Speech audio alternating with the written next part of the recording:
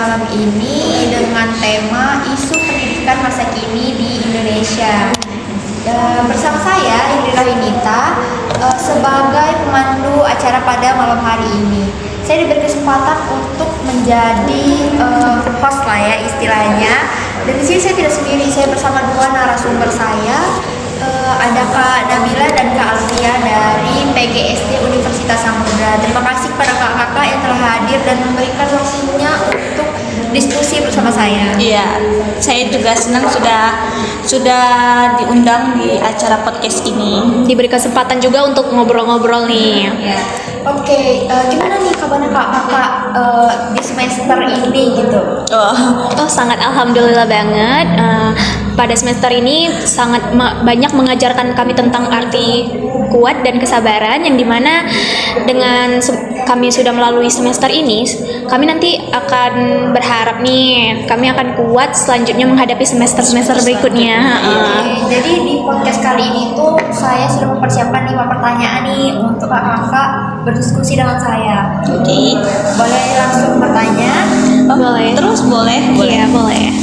Jadi menurut kakak nih kan, apa sih isu pendidikan yang paling menonjol di Indonesia saat ini? Gitu? Oke, kalau menurut saya sendiri nih ya, isu yang paling terlihat adalah itu kesenjangan akses pendidikan antara daerah perkotaan dan daerah pedesaan, di mana fasilitas tenaga pelajar bahkan jaringan internet masih belum memadai dan belum merata. Akhirnya kualitas belajar di sana itu masih berada sangat jauh dari sekolah-sekolah lain. Nah, saya sangat setuju nih. Selain itu, literasi dan numerasi juga, siswa juga masih rendah nih. Banyak siswa yang naik kelas tetapi tidak mampu membaca, yang dimana mereka masih belum mampu menguasai konsep dasarnya benar-benar kuat itu. Jadi sekarang ini kan ada namanya kurikulum merdeka nih kan? Iya. Bagaimana perkembangan kurikulum merdeka mempengaruhi kondisi kita saat ini di Indonesia? Sebenarnya kurikulum merdeka itu sangat bagus sih, karena memberikan ruang kreativitas bagi guru dan siswa nih. Tapi tantangannya adalah tidak semua sekolah itu siap tentang kurikulum merdeka ini, terutama dari segi pelatihan guru dan kesediaan sarana yang mendukung gitu. Betul. Implementasinya masih beragam juga karena adanya sekolah yang sudah sangat maju, tapi ada juga yang masih bingung untuk memulai. Jadi perbedaannya itu masih sangat jauh. Menurut kakak nih kan ada peran guru pastinya kan. Bagaimana peran guru dalam menghadapi perubahan pendidikan di masa itu gitu? Kalau di sini guru itu menurut saya nih ya, guru itu harus terus belajar. Dunia pendidikan itu kan masih terus berkembang sangat cepat, jadi guru itu perlu beradaptasi untuk memahami teknologi dan mampu membuat pembelajaran yang relevan bagi siswa-siswa sekarang gitu. Saya juga ingin menambahkan juga nih, guru juga harus sebenarnya itu membangun suasana pembelajaran yang aktif melalui pendekatan joyful ya, tentunya. Sehingga kan anak zaman sekarang tuh kan senangnya bermain kan sambil belajar kan.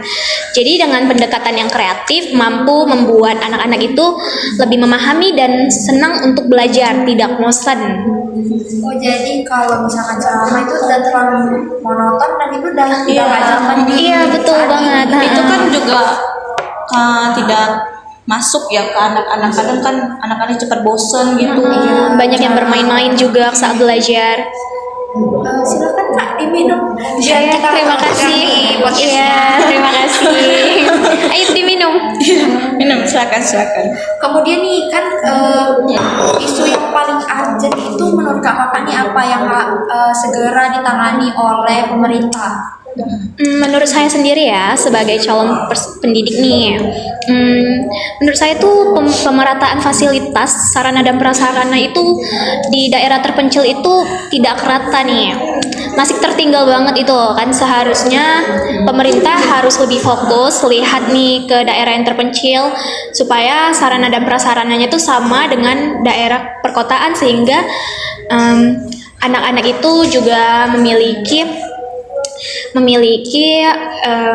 pembelajaran yang bagus gitu. Oke. Nah, gini, selain itu juga pelatihan guru itu harus ditingkatkan lagi. Karena apa? Guru itu adalah kunci dari semua pendidikan. Iya, benar. Jadi peningkatan kompetensi guru itu sangat penting bagi siswa-siswa zaman sekarang sih menurut saya. Jadi pemerintah tuh harus lebih melek mata lah istilahnya Iya, Kak. iya, benar. Untuk sekolah yang di pedesaan, di pedalaman juga. Iya. Sekarang ini kebanyakan tuh yang di pedalaman tuh ya pasti fasilitasnya sangat-sangat kurang Iya, ya. Jadi itu akan menghambat pembelajaran di sekolah tersebut. Oke, yang terakhir nih Kak, apa nih harapan kakak sekalian terhadap pendidikan Indonesia untuk kedepannya?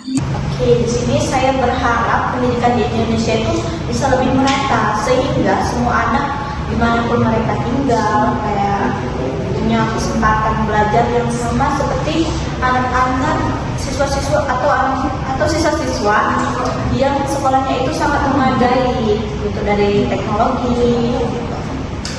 Saya juga sangat berharap nih siswa Indonesia lebih menjadi kompeten, kreatif, dan percaya diri sehingga mampu bersaing secara global dan menciptakan masa depan yang cerah untuk Indonesia. Oke, jadi mungkin itu saja ya obrolan kita pada malam hari ini. Terima kasih sebelumnya kepada Kak Gila, Kak Amelia, atas pandangannya terhadap isu ini. Jadi semoga obrolan kali ini bisa diambil hikmahnya oleh teman-teman yang menonton podcast kami pada hari ini. Jadi menjadi wawasan baru tentang tantangan dan juga harapan pendidikan kita di Indonesia yang harusnya lebih maju akan teknologi dan